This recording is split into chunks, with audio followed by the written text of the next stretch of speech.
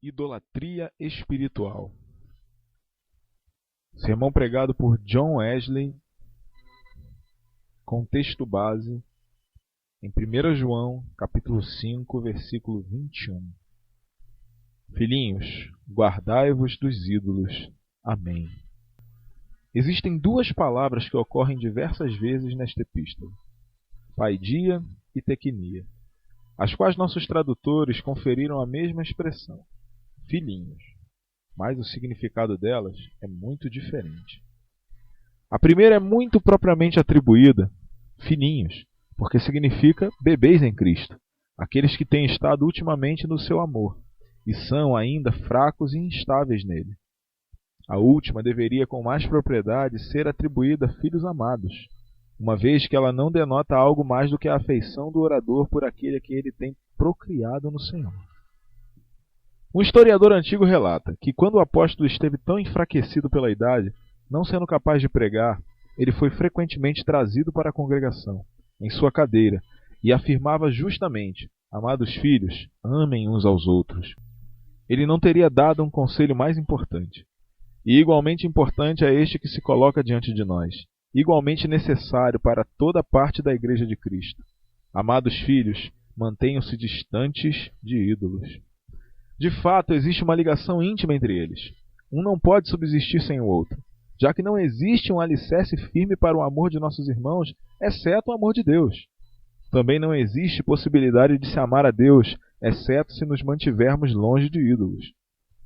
Mas quais são os ídolos de que o apóstolo fala? Esta é a primeira coisa a ser considerada. Nós podemos, então, em segundo lugar, inquirir: como nós podemos nos manter longe deles? Em primeiro lugar, quais são os ídolos do que o apóstolo fala? Eu não imagino que ele queria dizer, pelo menos não principalmente, os ídolos que eram adorados pelos pagãos. Aqueles para os quais ele estava escrevendo, quer fossem judeus ou pagãos, não estavam correndo muito esse risco. Não existe probabilidade de que os judeus agora convertidos tivessem sido alguma vez culpados de adorá-los. Tanto quanto os israelitas estiveram profundamente entregues a essa idolatria grave, por muitas eras, eles dificilmente estiveram alguma vez envolvidos nisso, depois de seu retorno do cativeiro babilônico. Desde aquele período, todo o grupo de judeus tinha mostrado uma constante e profunda aversão a isso. E os ateus, depois de terem se voltado uma vez para o Deus vivo, tinham pelos seus ídolos anteriores a mais extrema abominação. Eles abominavam tocar em coisas sujas. Sim, eles escolhiam sacrificar suas vidas, a voltarem a adorar aqueles deuses a quem eles agora sabiam tratarem-se de demônios. Nem nós podemos razoavelmente supor que ele fale daqueles ídolos que são agora adorados na igreja de Roma, quer anjos, ou as almas dos santos mortos, ou imagens de ouro, prata, madeira ou pedra. Nenhum desses ídolos era conhecido na igreja cristã, até alguns séculos depois do tempo dos apóstolos. Uma vez, de fato, o próprio João caiu ao chão para adorar, diante da face de um anjo, que falava com ele, provavelmente confundindo-o, pela sua aparência gloriosa, com o grande anjo da aliança. Mas a reprovação severa do anjo, que se seguiu imediatamente, protegeu os cristãos de imitarem aquele mau exemplo. Não faças tu isto. Por mais glorioso que eu possa parecer, eu não sou teu mestre. Eu sou conservo teu e de teus irmãos, os profetas. Adora a Deus. Apocalipse 22, 9. Colocando então os ídolos pagãos e católicos de lado, quais são esses dos quais somos aqui advertidos pelo apóstolo? As palavras precedentes nos mostram o significado desses. Este é o verdadeiro Deus. A finalidade de todas as almas que ele criou, o centro de todos os espíritos criados, a vida eterna. O único alicerce da felicidade presente, assim como da felicidade eterna. A ele, portanto, e tão somente, nosso coração é devido. E ele não irá desistir de seu título ou consentir que ele seja dado a algum outro. Ele está dizendo continuamente a todo filho do homem: meu filho, dá-me teu coração. E dar nosso coração a algum outro é idolatria clara. Assim sendo, o que quer que tire nosso coração dele ou o divida com ele é um ídolo. Ou, em outras palavras, no que quer que encontremos felicidade e que seja independente de Deus. Tome um exemplo do que ocorre quase diariamente. A pessoa que tem estado tanto tempo envolvida no mundo, cercada e fadigada com a abundância de trabalho, tendo por fim adquirido uma fortuna fácil, desprende-se de todos os negócios e se retira para o interior, para ser feliz. Feliz em quê? Para desfrutar, porque agora ela pretende dormir e passar o dia na inatividade agradável. Feliz em comer e beber o que o seu coração desejar, talvez uma refeição mais primorosa do que aquela dos velhos romanos, que festejaram sua imaginação antes que a iguaria fosse servida, e que antes de deixar a cidade, confortaram-se com o pensamento de bacon gordo e repolho também. Feliz em modificar, desenvolver, reconstruir ou pelo menos decorar a velha mansão que ele adquiriu, e igualmente em melhorar tudo ao redor dela, os estábulos, o alpendre, os jardins. Mas neste meio tempo, onde Deus entrou? Em nenhum lugar, afinal. Ele não pensou nele. Ele não pensou mais no Rei dos Céus do que no Rei da França. Deus não estava nos seus planos. O conhecimento e amor de Deus estavam inteiramente fora de questão. Portanto, todo este esquema de felicidade no isolamento é idolatria, do começo ao fim. Se nós formos para os particulares, a primeira espécie dessa idolatria é o que João denomina o desejo da carne. Nós estamos aptos a tomarmos isso em um significado mais restrito, como se ele se referisse a um dos sentidos apenas. Não é assim. Esta expressão igualmente se refere a todos os sentidos exteriores. Ela significa buscar a felicidade na gratificação de algum ou de todos os sentidos externos, embora, mais particularmente, nestes 3 sentidos menores: gosto, cheiro e tato. Ela significa o buscar a felicidade nisto, se não de uma maneira grosseira, de uma maneira indelicada, através da intemperança declarada, por meio da glutonaria ou bebedeira, ou desavergonhada devassidão, ainda que de em alguma forma regular epicurismo, na sensualidade distinta, em tal curso elegante de autoindulgência, como não a perturbar tanto a cabeça, quanto o estômago, como não a prejudicar afinal nossa saúde, ou envergonhar nossa reputação. Mas nós não devemos supor que estas espécies de idolatria estão confinadas aos ricos e grandes. Nisto também, o dedo do camponês, como nosso poeta fala, pisa no calcanhar do cortesão. Milhares da classe inferior, assim como os das classes altas, sacrificam suas vidas a estes ídolos, buscando sua felicidade, embora que de uma maneira mais humilde, em gratificarem seus sentidos exteriores. É verdade que a carne e bebida e os objetos deles são de um tipo inferior, mas eles ainda elaboram toda a felicidade que eles tanto têm, quanto buscam, e usurpam os corações que são devidos a Deus. A segunda forma de idolatria mencionada pelo apóstolo é o desejo dos olhos, ou seja, buscar a felicidade em gratificar a imaginação, utilizando-se principalmente dos olhos. Aquele sentido interno que é tão natural para os homens, quanto ver ou ouvir. Este é gratificado por tais objetos que são tão grandes e bonitos quanto incomuns. Mas, assim como para os objetos grandes, parece que eles só se agradam deles, enquanto são novos. Fôssemos observar as pirâmides do Egito, diariamente, durante um ano, que prazer elas proporcionariam então? Mais ainda, que prazer um objeto maior do que esses, o oceano, revolvendo a costa rica em moluscos, dá a alguém que esteja por tanto tempo acostumado a ele. Sim, que prazer nós recebemos, em geral, dos objetos maiores do universo, do longínquo e amplo céu azul, terrivelmente largo e maravilhosamente brilhante, com estrelas inumeráveis e luz incomensurável. Os objetos bonitos são, em geral, a próxima busca de prazeres da imaginação, as obras da natureza em particular. Assim, pessoas em todas as épocas têm se deleitado com cenas rurais e colinas e vales e quedas d'água de correntezas murmurantes. Outros têm se agradado em acrescentar arte à natureza, como nos jardins, com seus vários ornamentos. Outros com meras obras de arte, como edifícios e representações da natureza, se em estátuas ou pinturas. Muitos, igualmente, encontrar prazer nas vestimentas bonitas ou mobílias de vários tipos, mas a novidade deve ser acrescentada à beleza, assim como a grandeza, ou, logo, ela tornar-se-á insípida ao sentido. Nós estamos nos referindo à parte principal da beleza, ao prazer que muitos têm no seu animal favorito. Quem sabe um pardal, um papagaio, um gato, um cachorro pequeno. Algumas vezes isso pode ser devido a estes, em outras, a nenhum, mas as pessoas agradam-se de poder encontrar alguma beleza, afinal, o favorito. Não, possivelmente ele seja superlativamente feio aos olhos de todas as outras pessoas. Neste caso, o prazer parece surgir da mera extravagância ou capricho, ou seja, loucura. Nós devemos nos referir ao ápice da novidade, principalmente o prazer encontrado na maioria das diversões e deleites, os quais, fôssemos repeti-los diariamente, em poucos meses se tornariam extremamente chatos e insípidos. Ao mesmo tópico, nós podemos nos referir ao prazer que é obtido em colecionar curiosidades, se elas são naturais ou artificiais, quer velhas ou novas. Isto adocica o trabalho do virtuoso e torna todo o seu trabalho leve. Mas não é principalmente a novidade que nós imputamos o prazer em que recebemos da música? Certamente, esta tem uma beleza intrínseca, assim como frequentemente uma excelência intrínseca.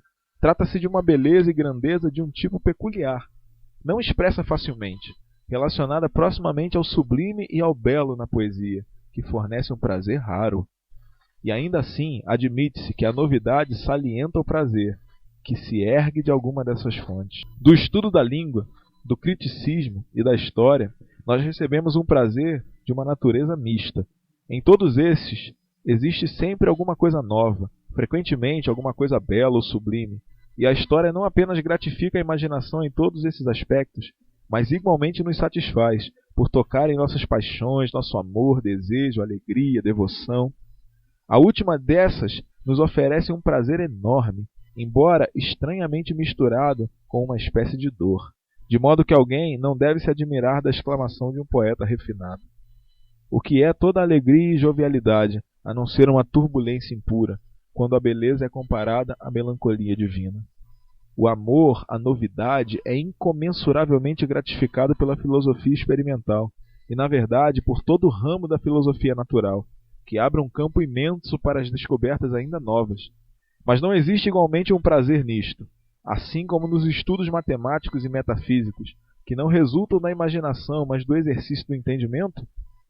A menos que nós digamos que a novidade das descobertas que fazemos, através das pesquisas matemáticas ou metafísicas, seja uma razão, pelo menos, se não o principal, dos prazeres que recebemos disto. Eu insisto muito mais nessas coisas, porque bem poucos as veem, sob o verdadeiro ponto de vista. A generalidade dos homens, e mais particularmente dos homens de consciência e eruditos, está tão longe de suspeitar que existe, ou pode existir, o menor perigo nelas, que ela acredita seriamente que se trata de motivo de grande prazer dedicar-se totalmente a elas. Quem deles, por exemplo, não se admiraria e elogiaria a engenhosidade incansável do filósofo que diz: eu estou há 38 anos em minha paróquia em Ulster, e estou certo de que existem não menos do que 53 espécies de borboletas nela. Mas se Deus me concedesse alguns anos a mais de vida, eu não duvido que eu pudesse demonstrar que existem 55. Eu admito que a maioria desses estudos tem seu uso, e que é possível usá-los sem abusar deles. Mas se nós formos buscar nossa felicidade nessas coisas, então ela se torna um ídolo, e o desfrutar dele, não obstante possa ser admirado ou aplaudido pelo mundo, é condenado por Deus, como nem melhor nem pior do que a idolatria condenável. A terceira coisa, o amor ao mundo. O apóstolo fala sobre aquela expressão incomum, que é afirmada por nossos tradutores como o orgulho da vida. Usualmente se supõe que ela signifique a pompa e esplendor daqueles que são uma classe mais alta. Mas ela não tem um sentido mais extenso? Ela, preferivelmente, não significa buscar felicidade no louvor de homem, que acima de todas as coisas produz orgulho? Quando isto é buscado, de uma maneira mais pomposa, pelos reis ou homens ilustres, nós chamamos de sede de glória, que é, quando é buscado de uma maneira mais simples, pelos homens comuns, nós denominamos cuidar da nossa reputação. Em termos claros, é buscar a honra do que vem de homens, em vez daquela que vem de Deus apenas. Mas o que cria uma dificuldade aqui é isso. Nós somos requeridos não apenas para não ofender a quem quer que seja, e providenciar coisas honestas aos olhos de todos os homens, mas para agradar a todos os homens para a sua boa edificação. Mas quão difícil é fazer isto com um olho único em direção a Deus. Nós devemos fazer tudo o que se nos apresenta para impedirmos que falem mal a respeito do bem que existe em nós. Sim, nós devemos valorizar uma reputação limpa, se for dado a nós apenas menos do que uma boa consciência. Mas ainda assim, se nós buscamos nossa felicidade nisto, nós seremos capazes de perecer em nossa idolatria. A quais desses tópicos precedentes o amor ao dinheiro se refere? Talvez, algumas vezes a um e algumas vezes a outro, já que ele é um meio de gratificar tanto o desejo da carne por causa do desejo dos olhos, quanto o orgulho da vida. Em qualquer um desses casos, o dinheiro é buscado com o objetivo de uma finalidade mais além. Mas ele é buscado algumas vezes por amor a ele, sem qualquer outra visão mais adicional. Alguém que seja devidamente um sovina ama e busca o dinheiro por amor a ele. Ele não busca coisa alguma além a não ser de colocar sua felicidade em adquiri-lo ou possuí-lo. Isto é uma espécie de idolatria distinta de todas as precedentes. Certamente a mais vil e mais comum idolatria que uma alma humana é capaz. Buscar felicidade tanto em gratificar este ou outro dos desejos acima mencionados é efetivamente renunciar ao Deus verdadeiro e colocar um ídolo em seu lugar.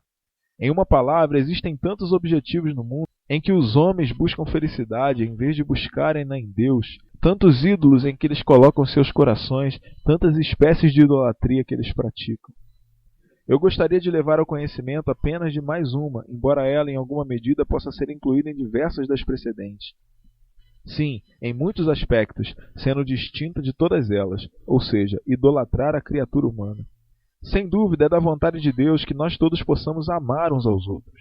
É sua vontade que possamos amar nossas relações e nossos irmãos cristãos com um amor peculiar, e esses em particular, a quem Ele tem feito particularmente úteis às nossas almas. Esses nós somos ordenados a amar fervorosamente, ainda assim com o coração puro. Mas isso não é impossível para o homem. Preservar a força e ternura da afeição, e ainda assim, sem qualquer mancha na alma, com pureza imaculada? Eu não quero dizer apenas não maculá-la pela luxúria. Eu sei que isso é possível. Eu sei que uma pessoa pode ter uma afeição inalterável por outra, sem qualquer desejo deste tipo. Mas ele é sem idolatria? Não se trata de amar a criatura mais do que o Criador? Não é colocar um homem ou uma mulher no lugar de Deus, dando a eles seu coração? Que isto seja cuidadosamente considerado, até mesmo por aqueles a quem Deus tem reunido, através dos maridos e esposas, pais e filhos. Não se pode negar que esses devem amar um ao outro eternamente. Eles foram ordenados a assim fazerem, mas eles não foram ordenados, nem lhes foi permitido amarem um ao outro de maneira idólatra. Ainda assim, quão comum isto é! Quão frequentemente um marido, uma mulher, um filho são colocados no lugar de Deus. Quantos destes, que são considerados bons cristãos, fixam suas afeições uns nos outros, de modo a não deixarem lugar para Deus? Eles buscam sua felicidade na criatura, não no Criador. Um pode verdadeiramente dizer ao outro: eu te vejo, Senhor, e objetivo de meus desejos. Ou seja, eu desejo nada mais a não ser a ti. Tu és a coisa que eu tanto busco. Todos os meus desejos estão em ti, e junto à lembrança de teu nome. Agora, se isto não é idolatria clara, eu não saberei dizer o que poderá ser. Tendo considerado largamente o que são esses ídolos, dos quais o apóstolo fala, eu vou inquirir agora o que pode ser feito mais sumariamente, como nós podemos nos precaver deles.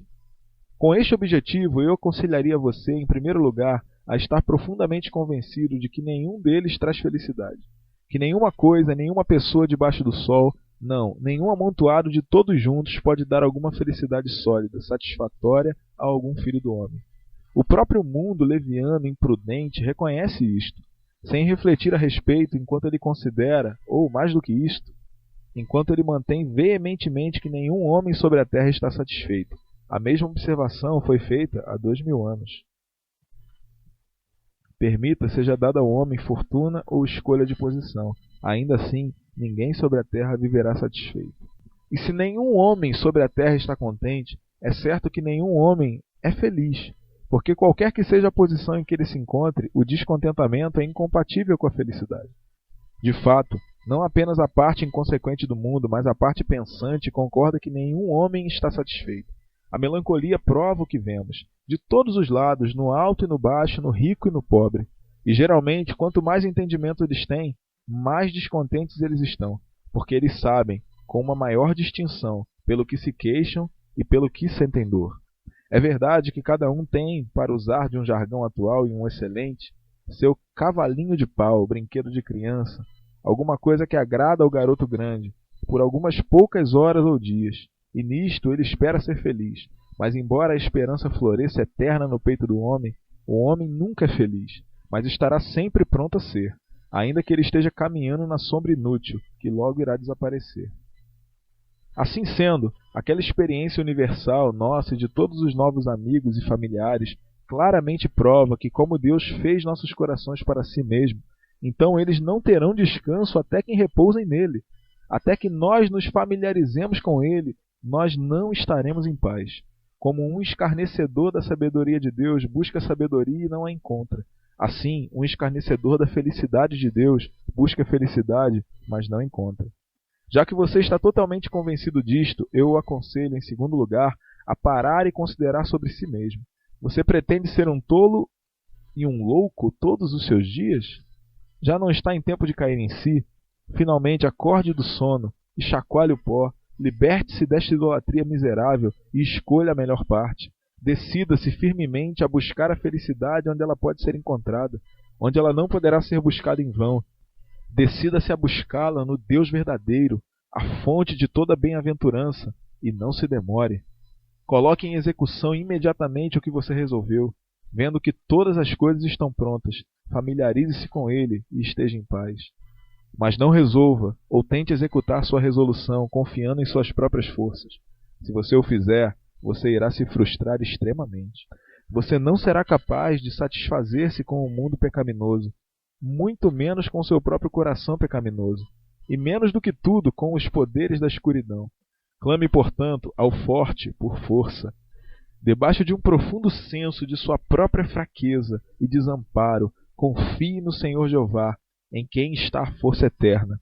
Eu o aconselho a clamar por ele por arrependimento, em particular, não apenas para uma consciência plena de sua impotência, mas por um senso agudo da culpa excessiva, vileza e loucura da idolatria que há tanto tempo o tem tragado. Clame por um conhecimento completo de si mesmo, de toda a sua propensão ao pecado e culpa. Ore para que você possa estar completamente revelado a si mesmo, para que você possa se conhecer como você também é conhecido. Quando você então possuir esta convicção genuína, todos os seus ídolos perderão seus encantos. E você irá se surpreender em como você pôde, por tanto tempo, curvar-se sobre essas coisas em que não se pode confiar e que tão frequentemente se afundaram debaixo de você. O que você poderia ter perguntado a seguir? Jesus, agora que eu perdi tudo, permita-me cair sobre teu peito. Tu não disseste, se tu creres, tu verás a glória de Deus? Senhor, eu poderia crer. Ajuda-me em minha descrença e me ajuda agora. Ajuda-me a entrar agora no descanso que permanece para o povo de Deus, para aqueles que deram seu coração a Ti, todo o seu coração, que receberam a Ti como seu Deus e seu tudo. Ó Tu que és mais fiel do que os filhos dos homens, cheios de graça são seus lábios. Fala para que eu possa ver a Ti, e como as sombras que fogem diante do sol, então permita que todos os meus ídolos desapareçam à Tua presença. Do momento em que você começar a experimentar isto, lute a boa luta da fé. Tome o reino dos céus com veemência. Tome-o como se ele fosse através de uma tempestade. Negue a si mesmo todo o prazer que você não está divinamente consciente que o leva para mais perto de Deus. Tome sua cruz diária. Não se importe com a dor, se ela se colocar em seu caminho. Nada é impossível ao que crê. Você pode fazer todas as coisas através de Cristo que o fortalece. Faça-o corajosamente e apresse-se para a liberdade com a qual Cristo o faz livre. Sim, siga em seu nome e no poder de sua força, até que você conheça todo o amor de Deus que ultrapassa todo entendimento. E então você terá apenas que esperar até que Ele o chame ao seu reino eterno.